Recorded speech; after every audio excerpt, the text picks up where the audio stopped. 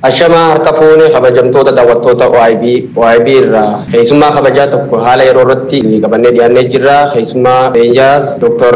Tolosaa Gurmeessaa Jaamaa. Dr. Tolosaa waamicha keenya kabajanii gara miidiyaa OIBdhaa yeroo keessan aarsaa gootanii dhufuudhaaf guddaa galatoomaa isiniin jira. Baay'ee galatoomaa isinillee waan naaf feertaniif. Galata nabiin achumaan gara qabxii ijootti osoo hin galin gara gaafii keenyaatti yeroo keessisaamuudhaaf qajeellaa. Haala siyaasaa Oromoodhaa Itoophiyaadhaa kan biyya keessa deemaa jiru irratti jijjiirama waggaa lamaan dhufe kana jijjiirama kanaan bifa akkamiin ibsita? Achumarratti akka lama jennee gara qabxii ijootti akka deebinuuf ka'umsaaf akka nu ta'u. Okay, hayyee galatoomi jijjiirama kana gaanii maqaadhuma isaatu jijjiirama malee wanti jijjiirame silaayyuu hin jiru. Jijjiirama jedhama. Nu jijjiirama argines hin qabnu namni jijjiirama kanarraa waan maqaa jijjiirama jedhu kana waan baay'ee eegee ture. Akkuma beekamu waggoota arfan shanan darban kana biyya keenya keessattuu Oromiyaa keessatti fincila guddaatu ture, qabsoo baay'ee hadhaawaa ta'etu gaggeeffamaa ture sirna APRDF wayyaaneedhaan gaggeeffamu irratti. Qeerroo fi qarreen uummanni Oromoo biyya keessaa biyya alaati sagalee tokkoon sirna sana fuuldura kan dhaabbate sirni suni sirna nama nyaataa sirna ilmaan Oromoo lafarraa balleessaa jiru ilmaan Oromoo buqqaasaa jiru waan tureef sirna sana fuuldura dhaabbannaa guddaan tureera jechuudha. Akkuma beekamu uummanni keenya mana hidhaa keessatti baay'ee miidhamaa ture.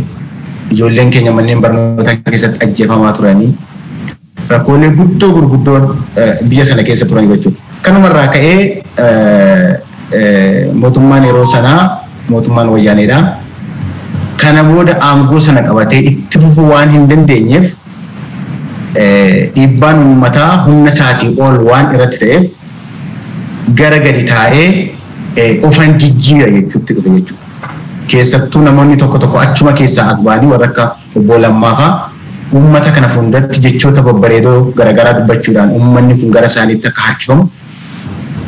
Kanaa booda akka kana duraatti deemuu akka hin dandeenyee fi jijjiirama fiduu akka danda'an jijjiirama radical change yookaas immoo jijjiirama isa dhumaa ta'e tokko fiduudhaaf muratuu akka qaban fi akkasumas immoo tiimii Lammaa jedhan kun tiimii mataa isaanii ijaaratanii dhaabbatuma sana keessaa as ba'an jechuudha. Jarri kuni yeroo sanatti intentionii isaanii hin beeknu nuti namni garuu baay'ee isaan amani biyya keessaas biyya alaatis warri qabsoorra turan hin amananii jara kana amananii ofitti fudhatanii jijjiirama kana tolee hoogganaa miceessisaa wanti jedhu akka adaraatti itti kenname jechuudha jara kanatti. Haa ta'uuti gara jalqabaa sanatti dhugumayyuu waan jijjiirama fakkaatanii warra hidhaa jiran kana hidhaadhaa hiikuurraa kan jalqabee warri biyya alaatti baqatanii jiran gara biyyaatti akka deebi'an karra banuu miidiyaalee gurguramanii jiran jalaa banuu wantoota garaagaraa kana gaafa agarsiisan dhugumaa jijjiiramni kun milkaa'uu danda'a abdii jedhuuni namuu baay'ee selebireet godhee ture jechuudha.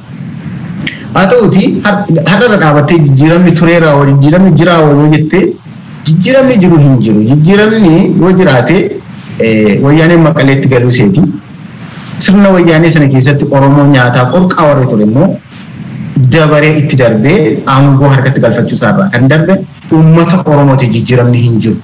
Uummanni Oromoo har'a hidhamaa jira, torchi godhamaa jira, ajjeefamaa jira, buqqaafamaa jira, qeessaarra adamsamaa jira.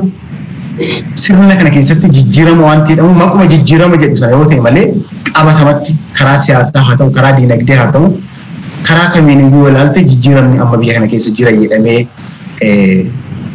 maqaa dha'uu hin danda'amu hin jiru. Yeroo ammaa kana namni kumaatamaan mana hidhaatti dacha'e manneen barnootaa gara mana hidhaatti jijjiiramanii qaroon Oromoo ajjeefamaa jira. Tariitii isuma durii caalaa waan hammaate yoo ta'e malee waanuma kanatti iddoo kanatti kun jijjiirameera jettu tokko hin jiru jechuudha. Walumaa galatti mootummaan kun soba guddaa nu sobe uummata kana hin gowwoomse jijjiirama maqaa jijjiiramaatiin gara aangootti dhufe ka'e garuu idduma durii sana jira jechuudha. Idduma durii sana nama hidhuu, nama ajjeesuu, nama ari'achuu, nama isaan mormu, nama yaada faallaa sanaa qabu balleessuu irratti kan xiyyeeffate ta'uu isaa kan argata. Akka kanattan xiinxalaan. Galatoomi ibsa bal'aa irratti kan ta'e yaada ammaati jettee irratti mootummaan kun ergaan keessoo isaa isa duraanii akka caalu diktaatorummaan isaatii fi duguuggaan sanyiidha. Kanaafillee immoo ragaan jira bara wayyaaneedha fakkeenya haasnee bara fagoo deemuu osoo hin taane deengadda haasnee yoo laallee maatiin qabsaa'ota adda bilisummaa Oromoodha. Kan maatiin isaanii waraana keessaa jiran dirree qabsootiis jiran qabanii yoo hidhan malee haadha abbaa isaan sanii dhiibbaan isaan irraan geessan hanga ammaa gaafa bara wayyaanee keessatti wanni mul'atu hin jiru.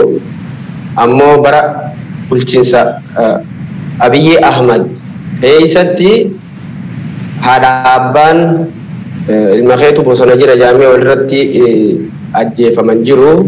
Obboleeyyan itti rakkatan jiru. Kan dhuman illee jiru. Kanaaf walumaa galatti ergaan keessoo jijjiiramni jiru kun jijjiirama maqaatii malee qabatamaadhaan jijjiirama lafa jiru hin jiru jettee jirta. Galatoon ulfaadhu asumaan gara qabxii ijootti achi darba. Dhimmi qabxii ijoo keenyaatis akkuma jalqaba irratti tuquudhaaf yaallee dhimma filannoo biyyoolessaa jaamu irratti filannoo biyyoolessaa Itoophiyaa irratti duraan hagayya keessa ture. Yeroo hin beekamnetti sababa COVID-19tiif dabarsinee ture jedhanii duraan ministeerri fayyaa Itoophiyaatiis fi waajjirri muummee ministeeraarra ibsi bahee ture. Amma immoo dheengadda kalee malee dheengadda ministeerri fayyaadhaa mana maree bakka bu'ootaatiif COVID-19 akka gaggeeffamuuf ibsa baasee jira. Ibsa kana keessatti filannoon haqa qabeessi biyya san keessatti ni gaggeeffama isa jiru irratti yaada keenyaa laata uummata Oromootiif biyya dhaggeeffattoota keenyaaf ibsite jechuu barbaadeeti. Gama biraan ammoo itti dabaluudhaan filannoon haqa qabeessi haa gaggeeffamu jedhamaa erga ministeerri fayyaatiis dabarseen boodatti ministeera muummicha Abiyyi Ahmad irraa haleessa hidhamtoota Oromoodha paartiilee siyaasaa hoogganaa olaanaa kan ta'an Obbo Baqqalaa Garbaa fi Jawaar Mohaammed dabalatee namoota sitiizina biyya sadaffaallee qaban sadii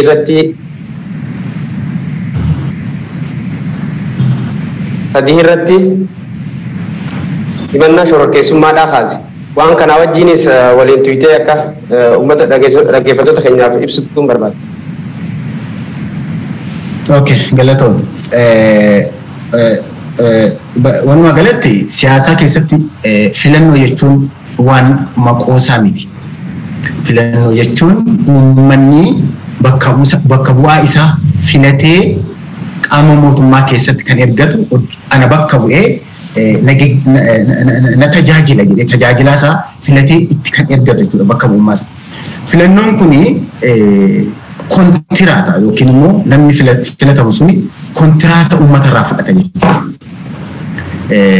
Filannoon kun yeroo gaggeeffamu qaamoleen filannoodhaaf dorgoman keessaa uummanni isa kanatti irraa na tajaajila yookaas immoo sagantaa isa kanaatu na fayyada jedhee laallatee kan keessaa filatuu fi adaraa itti kennatu jechuudha filannoon. Kanaaf filannoon waan murteessaadha siyaasa biyya tokkoo keessatti. Haa ta'uuti filannoon gaggeeffamuudhaaf ulaagaaleen guutamuu qabantu jiru.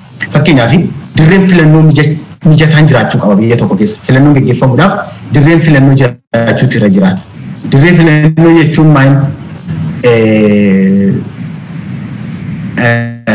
Dirreen siyaasaa keessatti warri filannoodhaaf dhiyaatan kun keessatti bahanii kaampeenii godhatan yookaas immoo warra uummata isaan filatu biratti dhiyaatanii sagantaa isaanii adeemsa isaanii kaayyoo isaanii itti beeksifatanii fi waajjiraalee isaanii itti banatan haala garaagaraatti gaggeeffachuu kan danda'an dirreen filannoodhaa mijataan jiraachuu irra jiraata. Dirreen filannoo mijataa yoo jennu filannoon dura dirreen mijataa ta'uu qabaata. Filannoo keessatti dirreen filannoodhaaf mijataa ta'uu qaba. Filannoodhaa boodas akkuma kan. Pre-election, during election and post-election. Yeroo kan sadan keessattuu dirreen mijataa ta'utu irra jiraata. Inni biraa qaamoleen filannoof dhiyaatan jiraachuutu irra jiraata. Qaamoleen filannoodhaaf dhiyaatan jechuun paartiilee siyaasaa ta'uu danda'u, nama dhuunfaadhaan dorgomu filannoodhaaf dhiyaatu ta'uu danda'a. qaamoleen kun ulaagaalee filannoo keessa tokko ta'u jechuudha. Inni biraa uummata jiraachuu qaba. Uummanni filannoo kana filatu kan irratti warri filataman kun irratti wal dorgoman immoo uummanni immoo iddoo sana jiraata. Yoo biraatiin dirreen filannoo walabaa jiraatee qaamni filannoodhaaf qophaa'u jiraatee uummanni filatu eega jiraatee filannicha kan geggeessu immoo daanyaan immoo inni mircaa boordii yookaas immoo boordii filannoo jennu kun gidduu isaaniitti argamu fira jiraata jechuudha. Dabalataan haalli filannoof mijatus immoo jiraachuu qaba. Haalli filannoo mijatu yoo jennu karaa namtolchee haa ta'uu karaa uumamaa haa ta'uu haalonni filannoof mijatoo ta'an. Fakkeenyaaf yeroo darbe Agoosti keessa filannoo akka gaggeeffamu saganteessanii jiran. Sun haala mijataa miti. Yeroon sun yeroo uummanni keenya qonnaatti ba'u, yeroo bishaan guutu, yeroo dhoqqeen baay'atu haala mijataa miti jechuudha yeroon sun. Haalli mijataan garuu jiraachuu qaba filannoon jiraachuudha. So haalonni kun hundi garuu bifa walaba ta'ee fi dimokiraatawaa ta'een gaggeeffamu tura jiraata. Yeroo baay'ee paartiin biyya bulchaa jiru mootummaa waan ta'eef qabeenya mootummaa fayyadamee aangoo akka mootummaatti isaa kenname fayyadamee paartiileen dorgoman kanarraan dhiibbaa garaagaraa gaggeessuu danda'a. Danqaa garaagaraa uumuu danda'a. Wayita wanta akkanaa uumamu kanatti boordiin filannoo gidduu galee akka seera boordii filannootti qajeelchaa haala garaagaraatiin filannoon kun walabaa fi dimokiraatawaa akka ta'u loogii maleessa akka ta'uu fi paartiin biyya bulchus ta'e paartiin morkattootaa wal qixa bifa ta'anii fi dorgommiidhaaf haala walaba ta'een dhiyaachuu danda'u tura jiraata jechuudha. Haalli kun eega jiraate filannoon hin gaggeeffamu. Haala biyya keenya qabatama biyya keenyaatti yoo deebinu filannoon gaggeeffamuun kan irra ture caamsaa keessa ture. Caamsaa keessa filannoon yeroo gaggeeffamuudhaaf turetti maal jedhanii boordiin filannoo haaraatti ijaarame. Mootummaan kun mootummaa jijjiiramaati haarawaadha. Kanaaf yeroo dabalataa barbaada. Kanaaf haga Agoosti tachaasi nuufaasi haga hagayaatti nuufaasi yeroo gahaa hin arganne jedhanii hagayaan ga'an. Suniyyuu yeroo mijataa miti yeroo uummanni fi paartiileen mormitoota irratti walii galan miti. Mootummaan kun dhiibbaadhuma uumee boordii filannootiin guyyaa sanatti murteessan jechuudha. Gidduu kanatti egaa koronaan hin uumame, koronaan hin dhufe, koronaan immoo balaa uumamaati.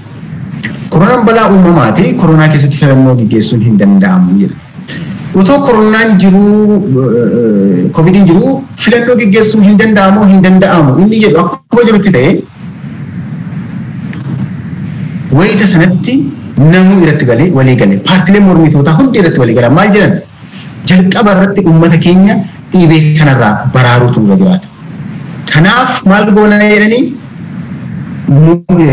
tarmiin mootummaa kanaa fulbaanatti waan uumuuf akkaataa itti filannoo kana dheeressinu irratti fala siyaasaa kaa'uun nurra jiraata. Maaliif konstitushiniin keenya seerri biyya keenyaa filannoo dheeressuudhaaf keeyyanni lafa kaa'ame hin jiru cufaadha guutummaatti. Keeyyanni itti filannoo dheeressuun mootummaas haa ta'u boordiin filannoo fuulatti dheeressuudhaaf kan heeyyamu seera keenya keessa hin jiru. Kanaaf maal gochuu irra jiraata? Qaamoleen dhimmi isaa ilaalu hundumtuu irratti hirmaatanii ta'anii filannoo kana dheeressuu danda'utu irra jiraata jechuudha. Haa ta'uuti mootummaan garuu sana dideetu seera hiikuu maal bifa jedhuun bifa waa takkayyuu keessatti seera hiikamu hin jirre olii gadi dha'ee akkuma hundi keenya argine filannoo kana dheeresse jechuudha. Sababa koronaatiin filannoon kun hin dheereffame amma immoo filannoo gaggeessuun hin danda'amaa jedhanii as ba'a. Gaafa isaan sababii koronaatiif filannoo gaggeessuun hin danda'amu jedhanii namni kumni tokkoyyuu koronaadhaan hin qabamne. Nama xinnoo kan koronaan qabe. Har'a immoo nama 66,000 ol biyya keenya keessatti koronaan qabeera. Yeroo itti koronaan akka malee babal'atee jirutti immoo filannoo gaggeessuun ni danda'ama jedhanii immoo as ba'an jechuudha. Kuni tapha wayiiti. Tapha ijoollee yoo ta'e malee tapha siyaasa mootummaa biyya bulchu tokkorraa eegdu miti. Gaafa sana filannoo kana dheeressuu kan kan filannoon gaggeeffamuu kan danda'amu maalinni World Health inni fayyaa addunyaa kanaa booda koronaan yaaddoo miti jedhee yoo murteessee fi Ministeerri fayyaa keenyas immoo sana yoo irratti walii galee paarlaamaa dhiyeesse filannoo ji'a 9 haga waggaa tokkotti gaggeeffamaa jira. Amma akka addunyaatti koronaan yaaddoo miti kan jedhu hin baane. Dhaabbanni fayyaa addunyaa ibsa akka kanaa hin baasne sirumaa'uu ammayyuu yaaddessaa akka ta'e dubbataa jira. Biyya keenya keessatti qabatamaan isaan guyyaa guyyaadhaan riippoortiin isaan dhiyeessan dhukkubni koronaa baay'ee dabalaa jirutti maal jedhanii filannoo gaggeessuu hin dandeenya yoo jedhanu jalqabumaayyuu filannoo kana dheeressuun isaanii dhugumaa'uu waa'ee koronaatiif yoo isa jedhu keessa nama galcha jechuudha. Dhugumaayyuu yaaddoo dhibee kanaatiif dheeressanii filannoo kana moo waan dhoksaa wayii qabu. Namni akka gungumaa jirutti wayita sanatti filannootti yoo dhiyaate paartiin kun injifachuu waan hin dandeenyeef injifachuu akka hin dandeenye waan beekuuf fudhatama uummata keessatti waan hin qabneef yeroo dabalataa dabalatee ka'ee akkuma amma godhe kana mormitoota hidhaatti naqee warakaan keessa galee maallaqaan bitee uummata as jeeqee achi jeeqee qaama isaan mormuu danda'u dorgommii isaan dorgomuu danda'u hunduma hojii ala godhee ka'ee dorgomuudhaaf yeroo dabalataa waan dheereffate malee jalqabumaayyuu yaaddoo dhibee kanaa akka hin taane agarsiisa jechuudha. Asirraa wanti nuti hubachuu dandeenya. Yeroo ammaa kanatti qaamonni keessatti Oromiyaa keessatti isaan dorgomuu danda'an uummata biratti fudhatama qaban jijjiirama kana fiduu keessatti aarsaa guddaa warri kaffalan haadha yeroo ammaa kana mana hidhaatti deebi'anii mana hidhaa jiru. Kana gidduutti filannoo gaggeessuu jechuun PP'n warra ofii isaatii maqaa dhaabbilee siyaasaatiin maqaa qabatanii ta'anii qallaba isaan irraa fudhatanii of waliin hiriirsee ka'ee Oromiyaa fi naannoo biraa irratti dorgommiitti dhiyaate injifadheera jedhee dhufuudhaaf yoo ta'e malee filannoon karaa kanaan filannoo walabaa ta'uu hin jiru jechuudha. Kuni amaluma mootummoota abbaa irreeti beeki dorgomaa of bukkeetti arguu hin barbaadanii akkuma bara wayyaanee sana dhaabbilee jajjaboo kana kan naan mormuu danda'a naan dorgomuu danda'a jedhan kaan gara hidhaatti naqanii kaan sababa garaagaraa itti uumanii biyyaa ari'atanii kaan ajjeesanii ka'anii qofaadhuma isaanii filannoo dhiyaatanii ka'anii dorgomanii mo'atu beeki. Jarri kun kan hojjetaa turanii waggaa 27 guutuu Oromiyaa keessatti warra haaraa miti jarri kun baadhee muuxannoo illee itti qabu korojoo hatuus haa ta'u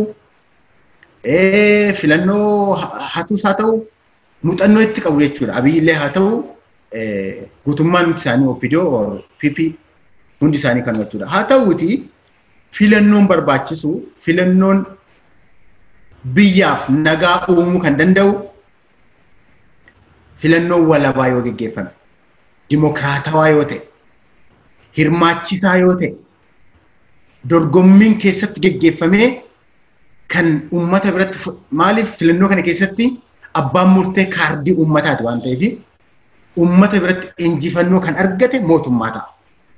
Mootummaa ta'e jechuun beekamtii mootummaa argataa jechuudha. Lammata nageenya fida filannoon nageenya akkamitti fida? Mootummaan uummataan filatame yoo aangoorra jiraate uummanni ni ajajamaaf. Uummanni poolisii isaa sagantaa inni baasee gaditti diriirsu hojiirra oolcha. Maaliif mootummaa ofiin filatee bakka buufate waan ta'eef.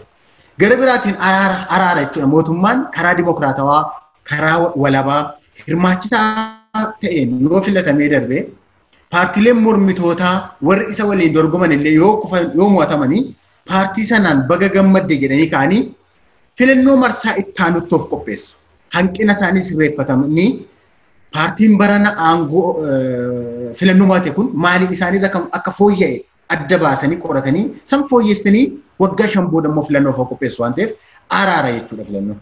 Yoo maal ta'e yoo dimokiraatawaa ta'e yoo naga qabeessa ta'e yoo ifaaf bilisa ta'ee fi hirmaachisaa ta'e yoo deeme jechuudha. Yoo faallaa kanaa ta'e akka amma godhaa jiran kana warra silaa yoo filan waliin dorgomne nu mo'atu jedhanii sodaatan sababa garaagaraa itti uumanii hidhaatti naqaa warra kaan sistema garaagaraa uumuudhaan dhaaba sana keessa harka galfatanii diigaa ol diiguu gad diiguu akka kanaan filannootti deemnee kophaa keenya injifannee biyya bulchuuf deemna yoo jedhan immoo faallaa kanaatu uumama. Tokkoffaa mootumicha kanatti uumamu beekamtiin qabu uummata biratti. Uummanni beekamtiin kennuuf leejitimeetiin qabu jechuudha mootummaan sun. Kanaaf uummanni abboomamuuf waggoota shanan inni sila bulchuudhaaf itti qophaa'e sana keessatti uummanni hin amanu mootummaa kooti jedhee ittiin ajajamu jechuudha. Gara biraatiin nageenya fiduu hin danda'u. Maaliif dhaabbileen keessatti dorgomanii ifaaf bilisaan osoo hin taane kan mo'ataman yookaas immoo uummanni isaan filachuu dhiisee osoo hin taane kan keessaa ba'an hanna mootummaatiin yookaas immoo dhiibbaa garagaraas karaa siyaasaa ta'een waan ta'uuf dhaabbileen kunillee beekamtiin kennaniif uummannis beekamtiin kennuuf. Kanaaf nageenyas araaras hin fiduu jechuudha. Bifa nagaatiin fi dimokiraatawaa ta'e yoo filannoo ta'u.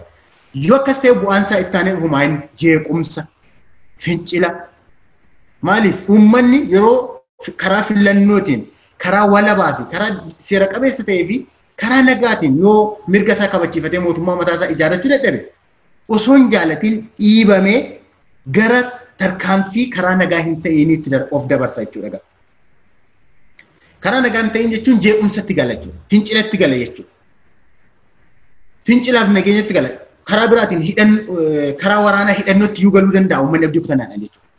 Kanaaf jennaan filannoon walabaa hirmaachisaan hundi keessatti hirmaachuu danda'u tura jiraata.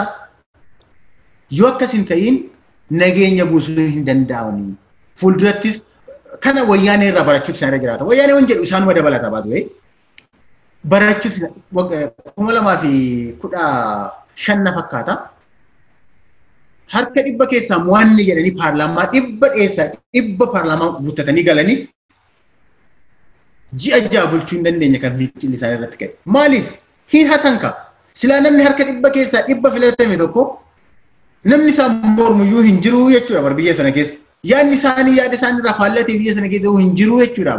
Garuu hatanii korojoo garagalchanii korojoo hatanii mormitoota ari'atanii kophaa waan dorgomaniif dhumarratti uummanni beekamtii isaanii hin kennineef uummanni hin fincile dhiibbaan kallattii garagaraan hin uumame dhiibbaan kun immoo haga isaanuu kufanii bara 2018 maqaa jijjiiramaan immoo nu sobuudhaaf as ba'anitti uummanni hojii ala isaan gochuu danda'eera jechuudha. Kuni paarlaamaan nuti ilaalaa jirru kun bu'aa paarlaamaa bu'aa filannoo sobaa fi hannaan harka dhibba keessaa dhibba mo'anni dhufne jedhan sanaati jechuudha. Amma ilaalaa jirru kun paarlaamaan sun. Kanaaf jennaan mootummaan kun akka amma godhaa jiru kanatti mormitoota hidhaatti naqee kaan olii gadi diigee filannoo geggeessuu ni danda'a afaan qawweetiin ni danda'a ta'a. Injifadheera jedhee of labsuus ni danda'a ta'a. Biyya bulchuu garuu hin danda'u. Nagaa fiduu garuu hin danda'u. Okay? Fuulduratti biyya kana geggeessuudhaaf kan barbaachisu biyyittiin ofiifuu qarreera jirti. Diigamsarra jirti biyyi kun.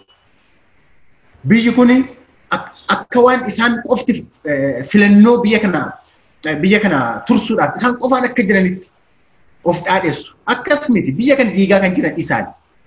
Namni yaada garaagaraa qabu hundi filannoo kana keessatti argamu ta'ee jira. Abaawoon filannoo kana keessatti hirmaachuu, Kaafaawwan filannoo kana keessatti hirmaachuu ture jiraata. Iskindir Naggaa aayidiyaa isaa qabatee keessatti hirmaachuu ture jiraata. Mormitoonni abbaa barbaade yaada faallaa gara isaanirraa alate nurraas alate qaban filannoo kana keessatti haa dhiyaatan. Uummanni abbaa barbaadu haa filatu. Abbaan uummanni filate jechuun inni filatamaadha biyya kana geggeessuu danda'a jechuudha. Kanarraan kanaaf isaan bakka bu'anii yaadnati geggeessaa jirtu kun waltaa raggaxnoo maaloo kanaaf ati filannoo keessatti hirmaachuu dandeessu. Ati biyya diigdaa isaan kana jechuudhaaf aangoo isaanii kenne uummanni isaan hin filanne. Filannoo walabaa geggeeffamee ilaalamuutu irra jiraataa jechuudha. Abbaan uummanni filatu beekamee adda yoo ba'e gaaf sana murtee uummataatiin abbaan filatame aangoo fudhatee abbaan kufe immoo abbaan filannoo ala ta'e immoo marsa itti aanutti of qopheessa. Akka kanatti biyya kana tursuun danda'ama malee dhiibbaadhaan yaada faallaan irraa qabeettee nama hidhuudhaan biyya tursuun hin danda'amu. Ati farsi mootoo hidhanii farrasuu dandeessi. Akka kanatti ta'uu hin danda'u. Biyya tursuun biyya dimokiraatessuudhaan. Biyya tursuun dhaabbilee wabii namaa ta'an keessatti ijaaruudhaan warreen akka mana murtii, warreen akka mana maree bakka bu'oota uummataa, mana maree federeeshinii, boordii filannoo, nageenya warra akka poolisaa, raayyaa ittisa biyyaa warri kun walaba ta'anii biyya kana keessatti ijaaramanii yoo jedhan malee anatu sii beekaadhaan biyya kana tursuun hawwiidhaanis biyya kana tursuun hin danda'amu. Natti fakkaata gaanii akka kanatti hubadha.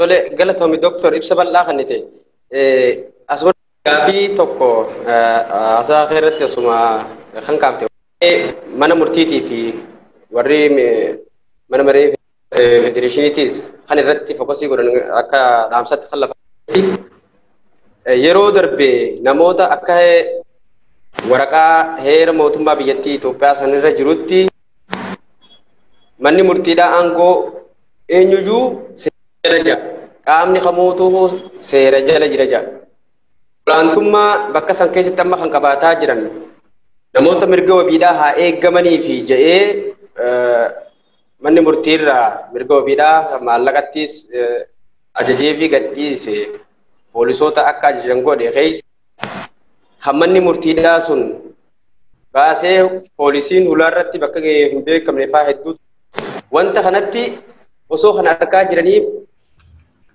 filannoon Itoophiyaadhaa tun Itoophiyaa tana keessatti filannoon ammallee qaamonni biraa akkana jiru Itoophiyaa keessatti filannoon sirnaa ni gaggeeffama wanni jiru abjuudha.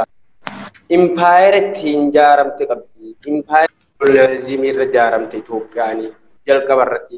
Seeruma san wal harkaa fuudhaa fooyyeessaa sammuu namaa ittiin hataa gara diktaatarshipii kanatti dhufee even deemu kanaan jechuudha mootummoota duraanillee caalaa argame kan jiruuf ragaa hedduu kaasuun osoo nama barbaachisu ragaan amma nuti tarreessee dhufneehu sanuma agarsiisa.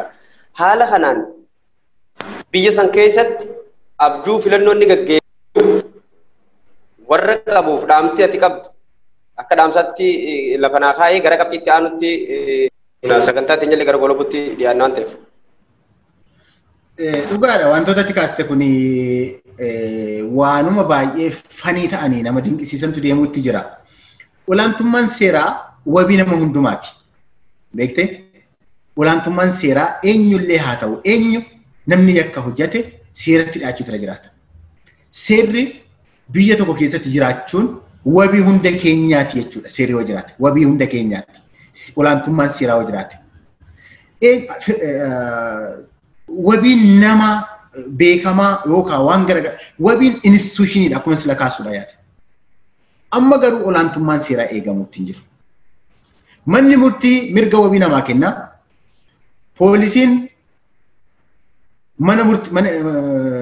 nama mirga wabii kennameef wabii ajajameef hin gadhiisu. Yoo manni poolisii gadhiise immoo tokko immoo kararratti eegee poolisiin qabee gara biraa immoo geessee himata biraatti mala mana murtii biraatti immoo dhiyeessa. Hooggantoota adda bilisummaa Oromoo warra akka Jaalabdii Raggaasaa fa'aa waan isaan godhaa jiran quba qabna. Takka sulultaa geessu, takka eessa geessu waan isaan godhu jiran agarra. Namoota baay'ee maqaa dhabuun hin danda'ama. Tapha siyaasaa waan hin fakkanne olaantummaa seeraa waan hin fakkanne baay'ee deemaa jira. Gama biraatiin namuma mana murtiittiin dhiyaannetu immoo jira barbaada wayi. Kumaatamni manneen barnootaa keessatti waajjiran poolisii keessatti hidhaatti guuramanii takka ji'a lama sadii kunoo hidhaa keessa taa'u manni murtii waan jedhamu arganii hin beekan. Waan sirbu olaantummaa seeraa jijjiiramni hin jiru kanan sila isin jedheef kanaaf ilaali. Jijjiiramni hin jiru duubatti deebi'ee hatameera jijjiiramni kun.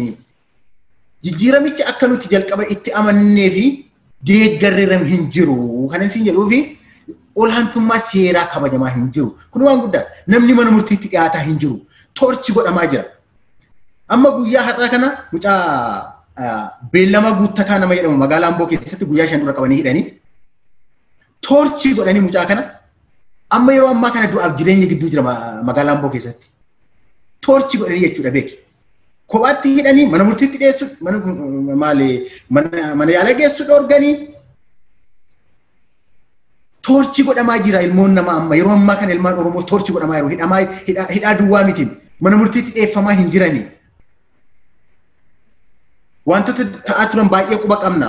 Mootummaan kun kanaaf gaaraantii miti. Manni murtii isaan ijaarree jedhanis wabii miti. Yeroo darbe waan isaan godhan argina seera hiikna jedhanii ka'anii warruma PP deeggaran qofaarraa yaada fudhatanii ka'anii seera hiikneerra jedhan. Yaada isaan irraa faallaa ta'e ogeessota seeraa tokko dhiyeessine jechuudha. Waraqata isaanii namoota waraqata galfatanii waraqanni isaanii dhiyaatiin baay'ee quba qabna jechuudha. Kanaaf manni murtii iddoo tokko tokkotti immoo abbootiin seeraa akka seerri ajajutti shakkamtootaaf seerri himachiisu hin jiru. Jarri kun wabiidhaan habaan jedhamanii ka'anii abbootiin seeraa reebaman illee jiru bara. Reebamanii faa hidhaatti galuutti jiru beeki. Poolisiin abbootii seeraa reebee hidhaatti galchuutti jira jechuudha. Olaantummaa seeraa isa kamii gaannatti waa'ee olaantummaa seeraa dubbachuu dandeenya. Kanaaf PP'n yookaas immoo paartiin biyya bulchaa jiru bilisiginnaan siruma gara duubaatti deemuu jira malee diraamaadhuma wayyaanee wajjin hojjetaa jalaa korrojaa turan sanallee qabatamaatti hojiitti hiikuu hin dandeenye. Harkatti fashaleera natti fakkaata yeroo ammaa kana. Galatoom. Yaaduma kanaan wal qabsiisee sagantaa keenyallee deemaa jira waan ta'eef yeroo keessanilleedha. Isuma haala ammaan tana deemaa jiruu fi isinillee ibsaa jirtan irratti biyyi sun qaamonni dheengadda yeroonii fi sooshaal miidiyaa irratti muummichi ministeeraa namni tokkoo fi walakkaadhaa ol qabu akkasumas ajaja jira. Akkuma heera mootummaa Itoophiyaa sanirrattis muummichi ministeeraa hayyuu dureedhaa fi itti gaafatamaa humnoota waraanaati waan jiru keessaa qaba. Erga san ajajeen booda poolisoonni akkuma argaa turte akkuma miidiyaaleen garaagaraa dabarsaa turan qabeenya nama dhuunfaadhaa kan saamanii TV illee saamaa turan. Isa kana osoo kan harkaa jiranii ammoo as garagalanii shororkeessummaadhaan gara dhumas deebisuudhaaf gaaffii takka tan osoo fi kileerfaayitiin godhin bira tarree hawaasa keenya bakkee fuudhuu barbaadeeti. Shororkeessummaadhaan namoota humna isaan jala jiran nama murtiitti guyyaa namoota 250 buraayyuu buufata lammaffaatti hidhaman qaba yeroo garee miidiyaa garaagaraa irratti illee dubbataa turanii illee namoota 250 kan mana murtii guyyaa tokko hin dhaqin eega gaafa kabajamaan Hacaaluu Hundeessaadhaa galaafatame booda qabamanii mana murtiitti hin dhiyaatin jiru. Tole isaan irratti gocha shororkeessummaadhaa kan duraan gimboo sabaattiidhaa fi adda bilisummaa Oromoo irrallee dhaabbatanii turan gaafa labsii farra shororkeessummaa haasa Itoophiyaan kaa'abtu addunyaa irratti illee beeksiftee miidiyaa Reuters illee Aljazeeraa hamma CNN miidiyaan hedduun gabaasee ture. Isa san amma deebisanii gaafa shororkeessummaadhaan himanna jedhan walumaa galattuu humna waraanaa jala jiraachuu afaan Oromootiin paabliikii uummatatti ibsin malee wanni juus nama kan shakkisiisu jira. Isa kana xiqqoorraa naatu keetii gama qabxiitti aanu qabxii gaaffii dhumaatii fi qabxiitti aanutti waliin dabarraa. Xiqqootaa. Waa'een shororkeessummaa kun barsana yeroo ba'u labsiin farra shororkeessummaa kun yeroo Itoophiyaa keessatti ba'u mormii guddaatu ture. Mormiin sun seerri kun bal'aadha. Inumaayyuu qaamota mootummaadhaan morman kana ittiin rukutuudhaaf seera ba'e malee biyya Itoophiyaa sana keessatti sodaan shororkummaayyuu hin jiru jechuudhaani biyya keessaas haa ta'u biyya alaatiillee karaa dippiloomaasiillee mormii guddaa ture seera sana gubbaa. Haa ta'uutii mootummaa yeroo sana ture in essence sanuma kana maqaa geeddarataniiru. Dhiibbaadhumaatiin seera sana baasanii beektaa seera farra shororkeessummaa sana. Seera farra shororkeessummaa sana kan isaan baasan inni guddoon abaaboo faattiin dorgommii ala gochuudha. Abaaboo faattiin rukutuudha. Qaamolee isaanii mormu immoo maqaa abaaboo jedhuun karaarraa of fuulduraa kaasuudhaaf seera ba'eedha jechuudha. Labsiin sun yeroo ba'e illee maaliif akka ba'e ifa ture jechuudha. Seera farra shororkeessummaa kanaan qabattee wayyaaniin maal godhaa turte? Ofuma iseeti boombii dhoostee kaatee ilmaan Oromoo kumaatamaan itti hidhanii kumaatamaan toorchiitti godhanii qaamota baay'eellee maqaa shororkummaa kanaan qabanii obbo Baqqalee Garbaa fallee keessa jiru. Olbaanaa Leellisaa fa'aa warra isaa wajjin hidhaman namoota baay'ee lakkoofne fixuu hin dandeenye maqaa shororkeessummaa kanaatiin shororkaa turan jechuudha yeroo san. Haa ta'uutii maqaa shororkummaa kanaan namni hidhamaa ture dogongora akka ture. Sirummaa'uu shororkeessaan jara isaan shororkeessaa jedhan otoo hin taane mootummaa ta'uusaa muummichi ministeeraa kun paarlaamaa fuulduratti ba'ee guyyaa tokko uummatatti ifatti himee dhiifama gaafatee ture. kan shororkeessaa jiru kan shororkeessaa ture nuyi akka mootummaatti malee warra shororkeessaa jedhaman miti jedhe. Sanachummaa jechuudha. Shororkeessaa abaawoo miti, shororkeessaan Gimboo Sabaatti miti, shororkeessaan OMN miti, shororkeessaan warra sana yeroo sana maqaadhaan isaat fa'aa eenyu fa'aa yookaas immoo warra biyya keessaa hidhaa keessa jiran sana miti. Shororkeessaan eenyu ture mootummaadha jedhee muummichi ministeeraa afaan isaatiin mana maree bakka bu'oota uummataa fuulduratti dhiyaate uummata dhiifama gaafate har'aa kaasee garuu seerri kun hojiirra kan oolle waadaa galee akka kanaan irra darbame jechuudha. Haa ta'uuti afaaniin haa jedhan malee seeratti gadi bu'anii seera shororkeessummaa kana hin hanqne beektaa seeratti dhiyaate seerri shororkeessummaa kun labsii keessaa yookaas immoo seera mootummaa keessaa akka haqamu hin godhamne dhoksanii harka keessa qabatanii waa irra turanii beektaa gammaatti. Har'a gaafa yeroon isaa ga'u gadi fudhatan jechuudha. Lotoriidha wantichi. Jalqabumaayyuu sababiin seerri kun ba'eef warra mootummaa kanaan mormaan akkatti galfachuudha jechuudha. Warra galfachuudhaaf tooftaa siyaasaatti fayyadamu. Itti fayyadamuudhaaf eeyyee malee siyaasaadha jechuudha. Ammallee warri hidhaa keessa jiranii Jawaar Faas haa ta'u warri Abaawus haa ta'u warri hidhaa hundi isaanii hidhaan isaanii hidhaa siyaasaatiin malee hidhaa seeraa miti. Seerri isaan cabsanii ittiin ilaalamu tokko hin jiru jechuudha beektaa. Kanaaf hidhaa siyaasaatiin siyaasaaf itti fayyadamaa jiru seera kana malee shororkeessaan hin jiru. Biyyi keenya shororkeessaan Alshabaab fa'aa Alqaayidaa fa'i malee biyya keenya keessa shororkeessaan hin jiru. Biyyi keenya yaaduu shororkeessaan hin qabdu jechuun barbaada. Yaada bareedaadha lafa keessa Dooktor Galatoomi gara dhumaarratti qabxii dhumaatii fi yaada furmaataatti dhufa. Qabxii irreechaa irratti yaada bal'aa akka karoorfadheetiin ture gaafii xiyyaamarii keessatti ijoo dubbii godheen dhufee sagantaa yeroon karoorfannee dhufne gara dhumaarra deemuuf isa kana yeroo biraa itti deebinaa yaada furmaataa qabxiilee amma kaafne kanaaf jettee yaaddu uummanni Oromoo maal godhuu qabarratti yoo maal kana wanjoo tana jalaa bahuu danda'a. Boolata akka keessa lama nama bofni lama ciiniin waan joosan irratti ergaa dhumaa akka uummata Oromootti dabarsitu jechuu barbaada. Ilaali ergaan kan koo jalqaba irratti mootummaa kanaaf ergaan dabarsuu barbaada. Mootummaan kanaan adeemsa akka kanaatiin eessa ga'uun hin danda'amu. Seenaarraa barachuun nurra jiraata. Seenaarraa isa darbeerraa barannee fooyyofnee argamuutu nurra jiraata. Nama hidhanii ka'anii kophaa ofii dorgomanii biyya bulchuun hin danda'amu. Waggaa muraasa dura paarsantii dhibbaan moona jettanii paarlaamaa galtanii argitaniittu.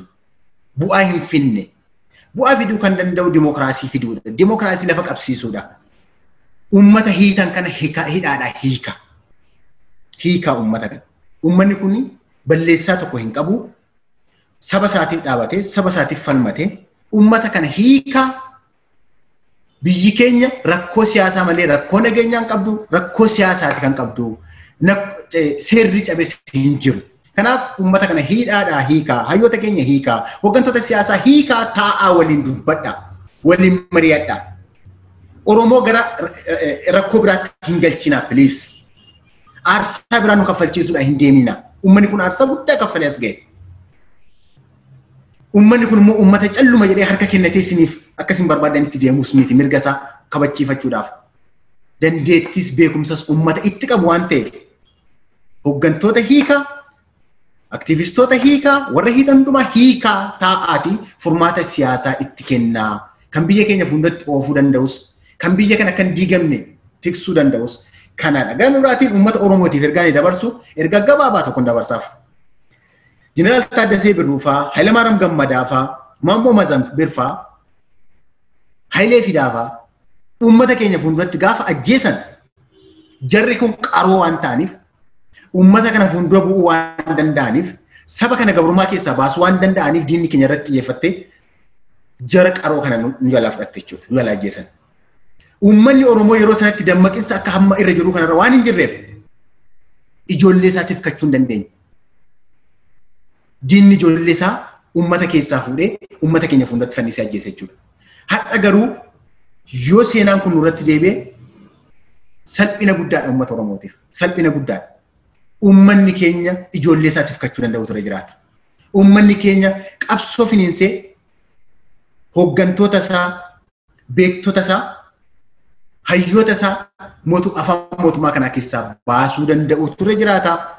Uummanni Oromoo, qeerroon Oromoo, dargaggoon Oromoo bifa nagaa fi naga qabeessa ta'ee fi non-violence bifa ta'een qabsoo isaanii itti fufuudhaan mootummaa kanarratti dhiibbaa geessisanii hooggantoota isaanii hidhaa keessaa baasuu danda'utu sanarra jiraata. Yeroo biraa yoo arganne immoo bal'inaan itti deebina kan baratan fixa. Tole, Dr. Tolosaa Gurmeessaa maqaa daawwattoota keenyaatiin, daawwattoota OIBtiin yeroo aarsaa gootee dhufteen wajjin maatiif ergaa uummata Oromootiin gahuudhaaf nu hayyamoo ta'uu keessatti deebi'ee guddaa galatoomaan isinin jaa sagantaa keenyarraa keessatti sagantaatti aanu irratti walitti deebinee akka sagantaa biraallee waliin itti fufu asumaan gamanumaan dhaggeeffattoota keenyaaf waadaa galuu barbaada. Baay'ee galatoomi isin jechuun barbaada. Fayyaa ta'a isinis galatooma waan naaf feertanii fi tole egaa dhaggeeffattoota daawwattoota OIB keessumaa har'aan tanaa qabadhee kan dhufee fi qopheessaa sagantichaa Dufaa Seenaati. Gama ogummaa teeknikaatiin immoo Bayaan Abdi Jaliil wajjin ture kana fakkaataa sagantaa keenya keessumaa inni har'aa kana fakkaataa sagantaa birootiin hanga walitti deebinutti gamanuma isinin jaa.